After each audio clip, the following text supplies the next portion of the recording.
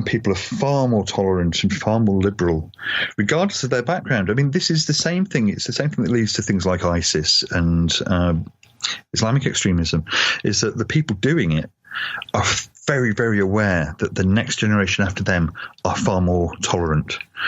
And it's their last attempt to try and really get everything riled up, because they know that if they fail, that's it. They have failed. And I think the right know that as well. Because the people who are attracted to the right, it's still a minority. They're a loud minority, but they are still a minority. And it's, because they're so loud, because they're so influential at the moment, it's demoralizing and worrying for those of us who aren't like that. But the majority of people, I think, are basically good. I would agree. And I think that goes across the board, wherever you are, whichever country you live in, whatever your religion is. Most people are basically okay and want to just get on with their lives and don't want to hurt anybody else, and they don't want to be hurt. But you've got the fanatics who want to impose their opinion on others. And it's the same in the right and the, people like ISIS and stuff. They're very, very similar to each other in the way they behave and the way they radicalize people. How do people in the UK view the president? He's extremely unpopular. Excellent. He's seen pretty much universally, apart from a small number of people who are right wing who seem to think he's amazing. Amongst the general population, he's seen as an embarrassment to America.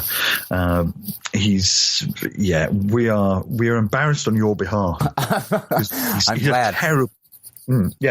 He's doing nothing on. But this seems to be from what I've learned from speaking to people around the world, that seems to be the global opinion of him. If the rest of the world thinks he's an idiot, it's amazing. In a year and a bit, he's done so much to damage America's standing in the world. It's crazy. I mean, we're at the point now where you look back at George W. and go, "Oh, yes. He was so presidential." Yes. Oh, I wish George W. was still president. Oh my God, yes. Yeah, because I mean, he looks like Gandhi compared to Trump. Yeah, and Bush was an incompetent, warmongering idiot. Absolutely. We thought that he was that you couldn't get any worse but you're right. I mean, I would give anything to have W back up on a podium, mispronouncing words. Like, that was what we used to think was newsworthy and basis for which we didn't think he should be president. Now it is a completely different game. I mean, we are talking about a man that just is not in the same reality as anyone else. I mean, he is just on a completely different planet. And I truly don't think that he knows just how bad of a job he's doing. He's clueless. He seems to be oblivious. I mean, it's going back to the whole comparing bad with worse. When it started to look like maybe the Republicans would choose Mitt Romney as their candidate, it was always like, oh, thank God. Mitt Romney, he's presidential. I would be fine with Mitt Romney right now. Yeah, I mean, and 5 years ago, we'd have been like, dear God, no. We were like, he's an appalling candidate, and he was, and he still is. But comparatively, he's like gold compared to Trump. It's like George Washington. It's just, he's the best ever compared to Trump. I mean, Trump is so bad that he has elevated the mediocre to the level of genius in comparison, and the terrible to the level of acceptable, because he's just recalibrated everything so low. He set the bar so low that everybody else just can't help but shine next to him. I think he's done actually more than that. The way that I see it is, the news is so used to now having daily stories, and the spotlight is always on the president. He's always doing this because, let's be honest, that's good for ratings. So I think what's going to happen is there's going to be this almost void for drama when Trump gets there. And I think that's going to alter, sadly, the presidency, because now you have actual serious conversations between news media outlets and on shows of a Oprah versus Trump card. Now, 10 years ago, if you would have said Oprah versus Trump, you would have been laughed out of whatever conversation that you were having. Yeah. But it's changed so drastically now that we want an Oprah versus Trump just because we want to watch that slaughter between the two of them go down. Yeah. And there's a good example in the UK. There was a show that is on the BBC News channel that was initially called 100 Days, that was meant to basically just covering the first 100 days of the presidency. And it's now been on for well over a year. It's called Beyond 100 Days, and it's on 4 nights a week there you go. in prime time slot on BBC News Channel. Wow. Because there's just always something to talk about. And I was talking about this with my partner and saying, do you think the show will continue once Trump's gone? And from what you're saying, it's possible that kind of thing will continue. Part of me hopes that we'll come to our collective senses and push back against this. But it's the worry is that. Yeah, the worry is that this is the way things are going forward, and they will continue to be like this. The hope is that this is the last kind of spasm of that post-war generation. And the people who feel that they're entitled to stamp their authority on others. Hopefully it's the end of that. And, in 100 years' time, people will look back and go, wow, that was a little bit of a weird time. The scary thing is that it might not, and there might be a real slide back into things. I mean, I think it's Bermuda has started a campaign to reverse their laws about gay marriage. It's an appalling thing. It's that these things that were really kind of progressive and making us as a species better, they're now people are now starting to go, oh, let's take those rights away from others. It's crazy. Yeah, it's very, very strange. But I personally don't care what people do or think or say as long as they're not harming other people. So I don't care what people believe religiously. I don't care what they do in the bedroom. I don't care what their politics are, as long as they're not hurting other people. Right. It's when they start to kind of force those things, and by definition, fascism and right-wing thinking is forcing your view on others. Absolutely. And it's the same with the ISIS and the other extremists on that side are equally fascist.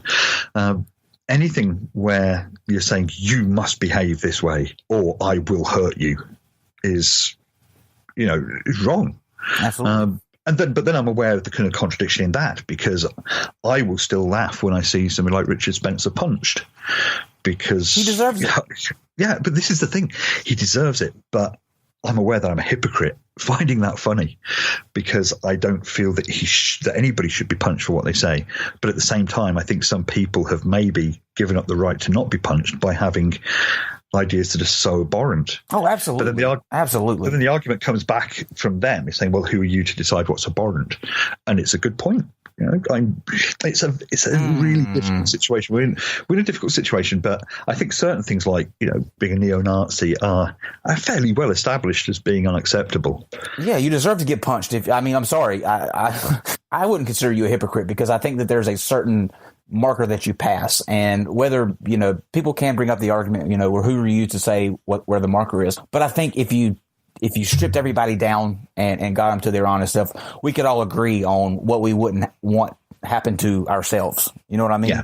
And I think when you cross that line, then, like you said, you give up your right to be offended if somebody comes up and punches you because you say a bunch of racist, anti-Semitic things. I mean, I think it was Karl Popper that wrote about the paradox of tolerance, that there's certain things you can't tolerate.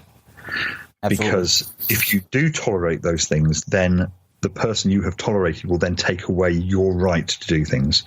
You're enabling their intolerance, and you're basically saying, no, it's fine, take away my rights. Good point. If you don't stand up to neo-Nazis, then you're effectively saying, no, it's fine. Because as soon as they're in power, they will strip you of your rights, and they will do whatever they want. Absolutely. And they will not be tolerant towards you. Absolutely. Under any circumstances. So, yeah, it's this whole kind of the paradox of intolerance, that, some things you have to be intolerant of some things if you're overall going to attempt to make a tolerant society. But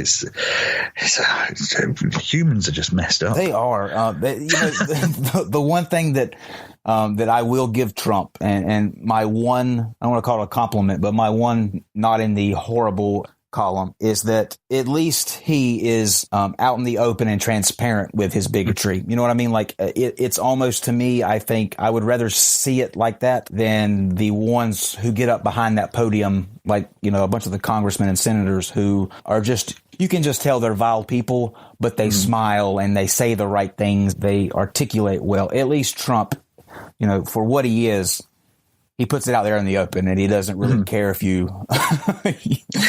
There's a refreshing honesty to his bigotry and racism. Almost, yeah. As horrible as that is to say, yeah.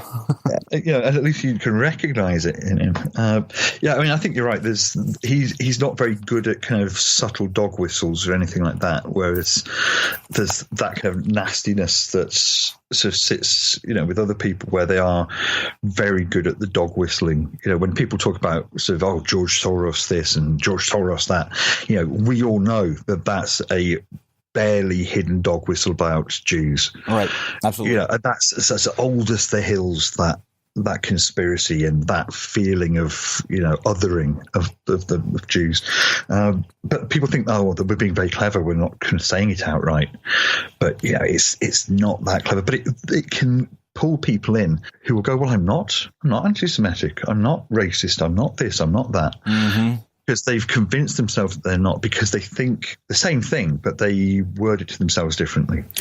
So they can convince themselves that they're not racists. Oh, Islam isn't a race, so I'm not racist. Right. Well, how do you recognize somebody who's a Muslim?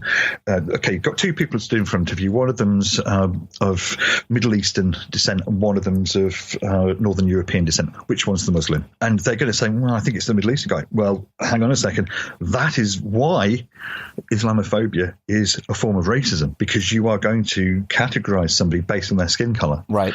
Yeah, and they're going to do that whether they think about it or not. And I've done it myself. I have got into arguments with people saying Islam isn't a race. Mm-hmm. I got into an argument on Twitter with the British comedian Limmy that it popped up on my, I found it on Twitter and I was like, oh my God, that makes me look like an absolute twat, because I'd worded what I was trying to say very poorly and was coming at it from the point of view that there's no way that I considered being anti-religion being anti-race, but now I can see the subtleties of it.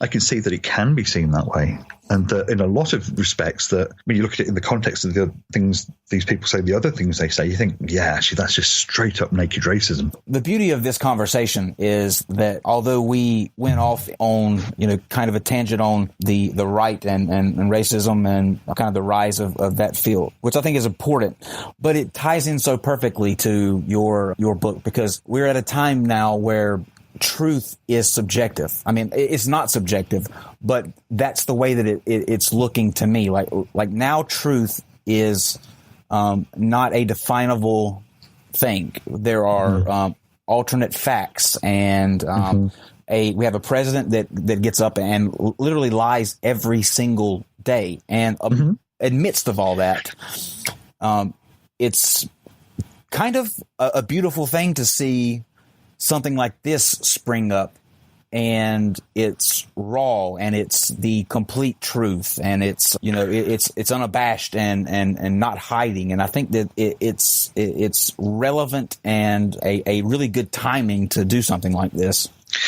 Yeah, I mean, I'd say that, you're saying it's the complete truth. It's certainly my complete truth. Whether it's the truth is another matter. But there's going to be some things in it that are probably objectively untrue. But from my position, I believe them to be true. But, it's like, to me, it is an objective truth that I don't like peas. That is true. I think peas are disgusting. So to me, that is one. It is 100% certain. But to other people, it isn't. So this whole notion of, what is true and what isn't becomes somewhat blurred when you start taking people's subjective opinions on it. It's a difficult one, this notion of what is true and what isn't. There's going to be part of it that's coming up that I'm going to be writing probably next month or so, is actually going to be related to my interactions with people on YouTube and stuff like that. There's going to be stuff in there it's going to touch on the way that people talked about truth. I mean, there's no way that I'm going to get around writing about people like Seitenbrug and Kate and my experiences with those people, and then the way that certain other people have gone very much to extremes from positions they were at 3 or 4 years ago.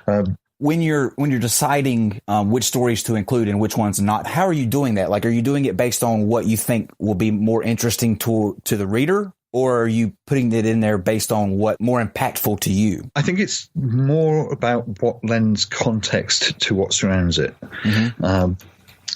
that the things that I feel lead on to the next thing. I want there to be, because from my position, I kind of see things as having kind of cause and effect all the way through my life. So I'm trying to write it from the point of view of that. There's little bits I go off on side things that are